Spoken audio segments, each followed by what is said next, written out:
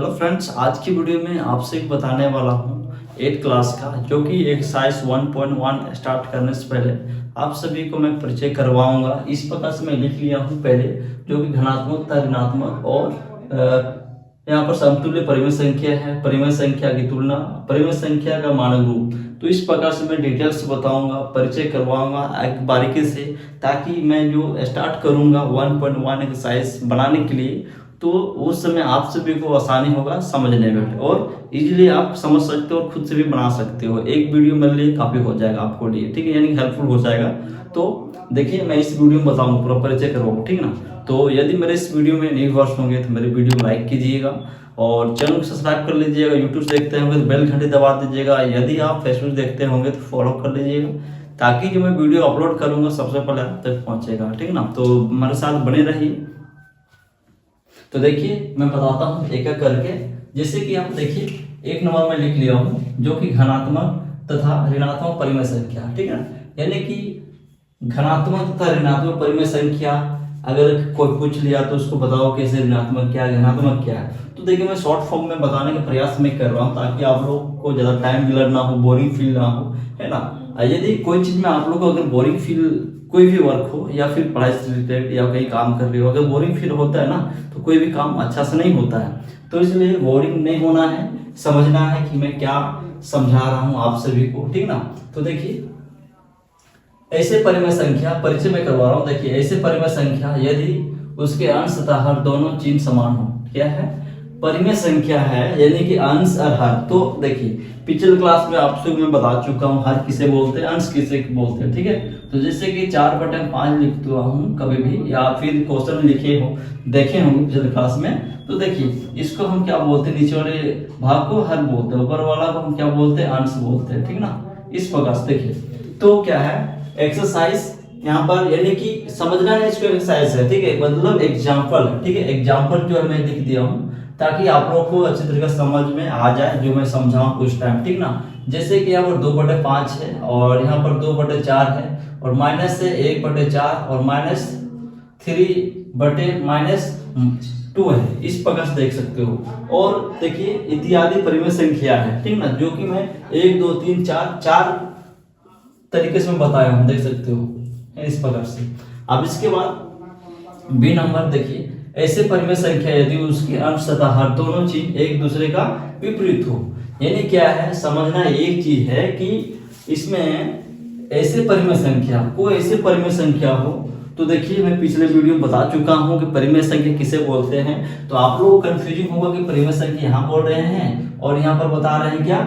देखिए, धनात्मक यहाँ पर ऋणात्मक है और यहाँ पर धनात्मक है, तो आखिर है क्या दोनों, यहाँ परिमेय बोल रहे हैं, ऋणात्मक बोल रहे हैं। तो देखिए, परिमेय संख्या को हम कैसे जान सकते हैं, P/Q रूप में हम जान सकते हैं, ठीक ना। तो ये इसको क्या बोलते हैं, परिमेय संख्या बोल सकते हो P/Q के रूप में।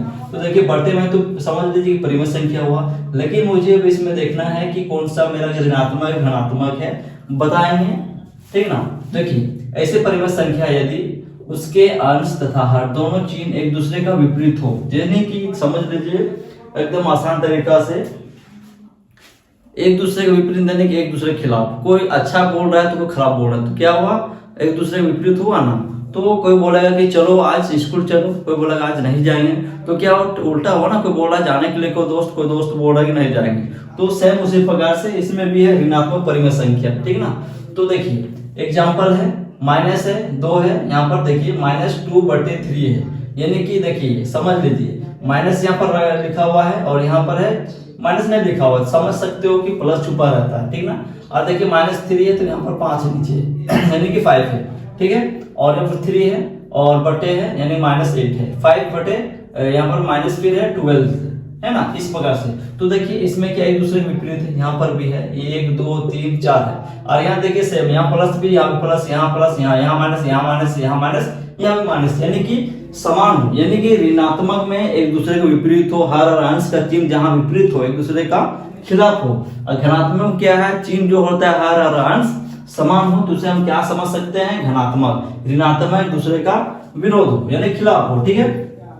अब दूसरा हम लोग चलेंगे, देखिए पुनरावलोकन है, यानी कि योग, और व्यवकलन हो गए, गुणन हो गया, और विभाजन, ठीक है ना। विभाजन आप लोग पढ़ चुके हो, जो कि पिछले क्लास में बता चुके हैं। गुणन में बता चुका हूँ और व्याकरण में बता चुका, योग भी बता चुका हूँ, ठीक है। तो इसमें ज़्यादा हम चर्चा नहीं करेंगे, चलेंगे 3 नंबर्स में। देखिए समतुल्य परिमेय संख्या, ठीक है ना।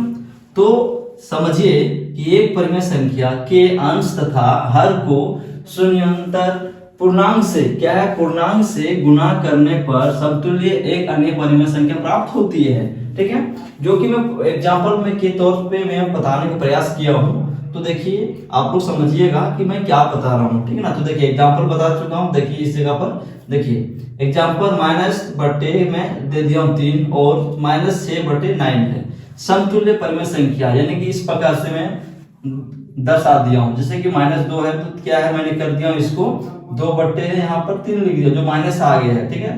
तो देखिए गुणा किया हूँ, यानी कि एक ही संख्या से होना चाहिए। जैसे अगर 2 लिखोगे 3 लोग प्रॉपर तरीके से आना चाहिए। देखिए यहाँ पर आ चुका -6 और 9 जब इंटू किए तो देखिए आता, मैं यहाँ पे बता चुका हूँ। जैसे देखिए -15/21 तो इक्वल टू यहाँ पर है माइनस है, यहाँ पर देखिए और 15 है 21, जो कि इसको उतारा हूँ। अब देखिए जो कटेगा, यानी कि जो भाग देंगे सेम भाग देंगे, यानी कि संख्या जो रहेगा सेम देंगे। इस जगह पर देखिए जो 3 से दिया हूं तो 3 होना चाहिए, यानी कि प्रॉपर तरीका से होना चाहिए, ठीक है। जो कि इस प्रकार से आ चुका है, ठीक है। अब देखिए कॉमा लगा दिया हूं, जो कि 6 सॉरी यहाँ पर है -6/9 है, इक्वल टू है 6 माइनस, यहाँ पर भागा दिया, फिर इस प्रकार से आ चुका है, ठीक है। परिमेय संख्या मतलब यहाँ पर कुछ पूर्णांक से गुणा करने पर, ठीक है, समतुल्य परिमेय संख्या प्राप्त होता है। तो इसके अकॉर्डिंग मैं बता चुका हूँ। देखिए अतः 15 यानी कि माइनस जो यहाँ रहेगा और 21 है तथा -5/7 समतुल्य परिमेय संख्या है। ये कितना है, ये भी परिमेय संख्या है, समतुल्य परिमेय संख्या नहीं, ठीक ना। और देखिए 4 है, ये है परिमेय संख्याओं की तुलना। कैसे हम जान सकते हैं क्या है तुलना, अगर हम करेंगे कभी भी, यदि अभी 1.1 से स्टार्ट जब करेंगे 2-3 क्वेश्चन के बाद भी मिल जाए तो तुलना आप कैसे कर सकते हो, बोला है कि वो तुलना करके बताओ, कैसे बताओ, जब तक यहाँ समझोगे नहीं तब ना। तो इसलिए देखिए एग्जांपल में दे दिया हूँ, प्रत्येक घनात्मक क्या है, परिमेय संख्या, यहाँ पर परिमेय होगा, परिमेय संख्या 0 से बड़ी होती है। जितना भी होता है ना परिमेय संख्या यानी कि घनात्मक 0 से बड़ी होती है। तो देखिए ये वाला समझ सकते हैं, चिन्ह जो होता है छोटा तरफ होता है, मतलब बंद रहता है, मुंह इधर खुला रहता है, बड़ा तरफ, ठीक ना। अब देखिए प्रत्येक ऋणात्मक परिमेय संख्या 0 से छोटा होता है, देखिए जो कि इस प्रकार से मैं दर्शा दिया हूँ। और यहाँ पर 5 नंबर में जैसे कि यहाँ परिमेय संख्या का मानक रूप में है, लेकिन यहाँ समझ लेना है 3 में, प्रत्येक घनात्मक परिमेय संख्या प्रत्येक ऋणात्मक परिमेय संख्या से बड़ी होती है। तो देखिए ऋणात्मक देखिए है और ये परिमेय संख्या यानी क्या है, ये घनात्मक है, क्योंकि प्लस यहाँ छुपा है, यहाँ माइनस है, यहाँ प्लस है, तो ये क्या है ऋणात्मक परिमेय संख्या इसको बोल सकते हो, और है भी, है ना, ऋणात्मक परिमेय संख्या, और ये घनात्मक परिमेय संख्या, घनात्मक परिमेय संख्या। तो क्या कभी भी क्या होता है, बड़ा होता है, ठीक ना, घनात्मक बड़ा होता है, ऋणात्मक छोटा होता है। इसके बाद परिमेय संख्या, देखिए परिमेय संख्या का मानक रूप है इस प्रकार से, यदि हर घनात्मक पूर्णांक हो तथा उसके अंश और हर में एक के अतिरिक्त कोई सर्व गुणनखंड ना हो, है ना। तो ऐसी स्थिति में देखिए यहाँ पर है गुणनखंड ना हो, तो इस स्थिति में एग्जांपल दे दिया हूँ। जैसे देखिए 3/5 है, घटा हुआ 7/8 दे दिया हूँ, इसका तो कोमा लगा दिया हूँ, 2/5 है, कोमा लगा दिया हूँ, घटा 8/11 इत्यादि है। इसके बाद एक एग्जांपल यहाँ बता दिया हूँ, दूसरा एग्जांपल इस जगह पर है मानक रूप में, जो कि 36 माइनस के यानी घटा 24 है। तो इसको जो है ये 36 और 24 जो है का अगर मासा निकालोगे तो क्या होगा, 12 होगा। तो मासा है, आप सभी को मैं पिछले वीडियो में बता चुका हूँ मासा कैसे निकालना है, लासा कैसे निकालना है, ठीक है ना। अब जा के देख सकते हो कि कैसे कैसे निकालते हैं। तो डायरेक्टली मैं लिख दिया हूँ 12, ठीक है। अब 36 जो 24 को है, जैसे कि इस प्रकार से बटे में लिखा, आप इसको भागा दिया, मैंने बताया कि प्रॉपर तरीका से सेम जाना चाहिए, प्रॉपर तरीका से कटना चाहिए, ठीक ना। तो 12 के 12 किया 36 होता है, 12 दूनी 24 होता है, माइनस है, माइनस किया, अब इसको इनटू में कन्वर्ट कर दे, देखिए गुणा किया -1 से -1 से, तो क्या आ गया इस प्रकार से, ठीक है। जो कि इस प्रकार से मैंने बताया कि परिमेय संख्या है, जैसे कि यहाँ जो है परिमेय संख्या का मान रूप है, इस प्रकार से व्यक्त कर सकते हो, यानी बता सकते हो, इस प्रकार से आंसर आ जाएगा जब आपको क्वेश्चन पूछा जाएगा, जब आगे मैं बताऊंगा। तो मेरे वीडियो के माध्यम से आप सभी को समझ में आया होगा तो मेरे वीडियो लाइक कीजिएगा, लोग का शेयर कर दीजिए ताकि उस सबको भी हेल्प मिल सके। और आज की वीडियो यहीं तक, फिर मिलता हूँ नेक्स्ट वीडियो में एक नया वीडियो साथ, तब तक जय हिंद।